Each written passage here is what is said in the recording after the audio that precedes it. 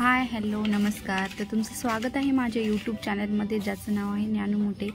तर आज आहे गोकुळाष्टमी आणि गोकुळाष्टमीच्या तुम्हाला व तुमच्या परिवाराला खूप हार्दिक शुभेच्छा। तर आज होती गोकुळाष्टमी, तर म्हटलं असं काहीतरी गोड बनवूया। मी तर खीर, बटाट्याची भाजी आणि चपाती बनवायचा प्लॅनिंग केला। तर मग अशी खिरीसाठी थोडेसे ड्रायफ्रूट्स किसून घेत होते। तर मग ड्रायफ्रूट किसून झाल्याच्यानंतर इथं 2 वेलची घेतल्या। हे बारीक करूनही घेतल्या असत्या, पण घेतल्या असं अख्खा पण छान लागते वेलची। यात मग थोडेसे मनुके आणि इथं मी थोडं खोबरं किसून घेते, कारण खोबऱ्याची खीर ना खायला खूप छान लागते। माझी मम्मी बनवायची खोबऱ्याची आणि रव्याची खीर, खूप छान लागते। दुसऱ्या दिवशी ना मुरल्याच्या नंतर तर अजून छान लागायची। हे लहानपणीच्या खूप अशा आठवणी दडलेल्या असतात। लहानपणी एवढी जबाबदारी नसते की आपल्याला आता सगळं असं आपल्याला करावं लागतं, एक जबाबदारी पडते तर खूप मोठं झाल्यासारखं वाटतं ना। लहानपणच खूप छान असतं। पण चला, तर मी खोबरं किसून घेते। कडक होतं आणि किसणी पण छोटी आहे, त्यामुळे मग थोडा टाईम लागला। अशा प्रकारे इथं सगळं खोबरं किसून घेतलं।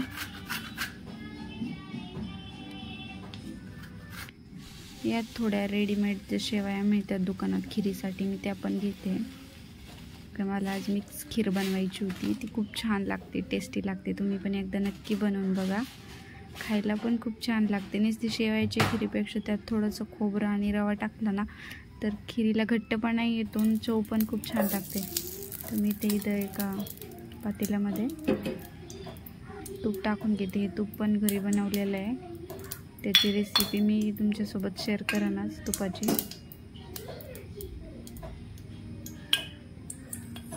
मस्त असं तूप छान असं वितळून देऊया। मी याच्यात अजून तूप ॲड करते। तूप टाकल्याच्या नंतर मस्त चवी छान येते, खिरीला जास्त तुपामुळे छान होते।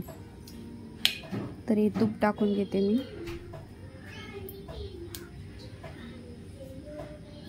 सगळं तूप वितळत आहे। तूप वितळल्याच्या नंतर आपण जे खोबरं किसून घेतलं होतं ते टाकते यात। खोबरं टाकल्याच्या नंतर जे शेवया येतात, जे आपण त्या ऑलरेडी फ्राय केलेल्याच असतात, म्हणजे त्याला एवढी फ्राय करायची जास्त गरज नसती, पण आपल्याला खोबऱ्याला छान फ्राय करायचं, मग मी थोडे शेवयाला पण फ्राय करून घेते।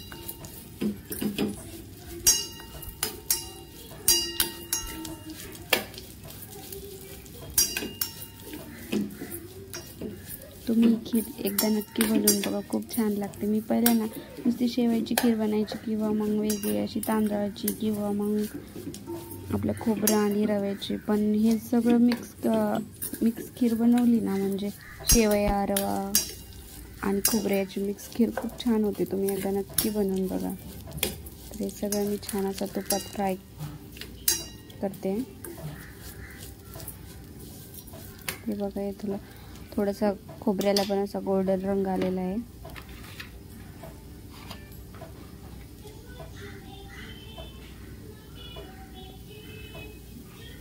आता मी थोडासा रवा पण 1 चमचा टाकून घेतला यात।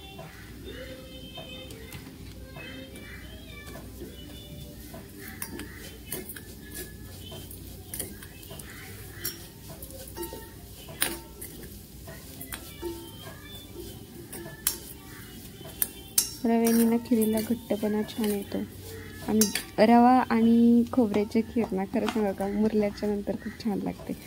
तर इथे मी ड्रायफ्रूट्स टाकून घेतलं, दूध पण टाकलं, त्याचं असं मस्त मिक्स करून घेते खिरीला।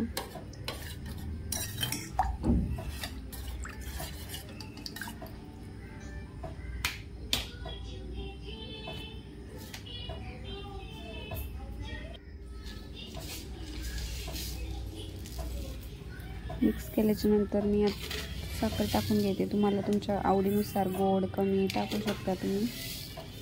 मी तर टाकून घेतली साखर।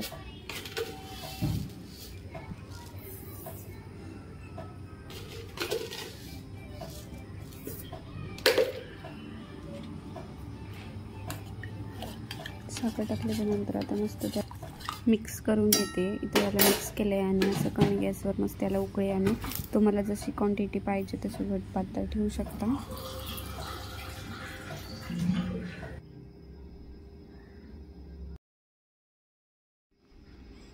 इथं आपली अशी मस्त खीर बनवून तयार आहे. तर याला उकळी आणून देऊ कमी गॅसवर. तोपर्यंत मी इथं बटाट्याची चटणी बनवायला घेते. आता याला उकळी येईन तोपर्यंत. बटाट्याची चटणीची काही रेसिपी तुमच्याबरोबर शेअर नाही केली. बटाट्याची चटणी खूप सोपी आहे. आपलं मीठ, लसूण, मिरचीचं वाटण केलं, अद्रक, त्याला थोडं कढीपत्ता, जिरा मोहरीची फोडणी दिली आणि बटाटे उकडून घेतले होते ते मस्त त्यात टाकले. अशी मस्त अशी बटाट्याची चटणी बनवली. कारण गोड काहीतरी असलं ना तर त्याच्यासोबत थोडंसं तिखट असायलाच पाहिजे. तसं गोड पण घशाखाली जात नाही. त्यामुळे मग इथं मी मस्त अशी बटाट्याची चटणी करून घेतली. आमच्यात बटाट्याची चटणी बोलतात, तुमच्यात काय बोलतात मला कमेंट करून नक्की सांगा. आणि अशी मस्त झाली होती, टेस्टी झाली होती बटाट्याची चटणी. मला त्याच्याकडे बघून असं वाटत होतं याच्या आता वडेपाव करावा की काय. पण आता भाजी होती ती, म्हणजे खिरीसोबत मी अशी तोंडी लावायला केलं होतं थोडंसं तिखट.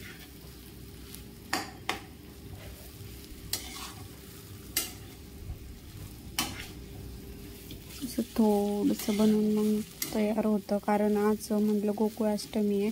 तर आपल्या साईडला नगरला किंवा महाराष्ट्रात कसं वेगळं दहीहंडी वगैरे फोडतात, तसं इथं काही नव्हतं. तर माझा असं सगळा स्वयंपाक बनवून मी इथं गरमागरम चपात्या करून घेतल्या आणि खीर गरमागरम तयार होती आणि चटणीही बनवून तयार होती. तर म्हटलं आता जेवण करायचं होतं. मग आम्ही असं जेवण करून घेतलं आणि संध्याकाळी स्वीटूला आणि शेजारची एक मुलगी आहे सानवी, तिला असं रेडी करून आम्ही थोडंसं त्यांचं फोटोशूट केलं. तर हे बघा कसं सानूचं बघून स्वीटू देखील असं गोल गोल भिंगत होती. मॅडमनी पण असा मस्त मेकअप केला होता. मला तर तिचं एवढं हसायला येत होतं. ती काही मेकअपच करून देत नव्हती, ती कंदन ते लावूनच देत नव्हती. ती छोटी अजून, तिला नाही कळत एवढ्या काही गोष्टी, पण खूप त्रास दिला तिने आम्हाला आज. मग असं सानूचे मस्त मस्त रील्स बनवले, व्हिडिओ बनवले. ती खूप छान डान्स करत होती. तर चला, तुम्हाला जर माझा व्हिडिओ आवडला असेल तर प्लीज चॅनलला लाईक्स करा आणि सबस्क्राईब करा. थँक्यू, धन्यवाद, बाय बाय.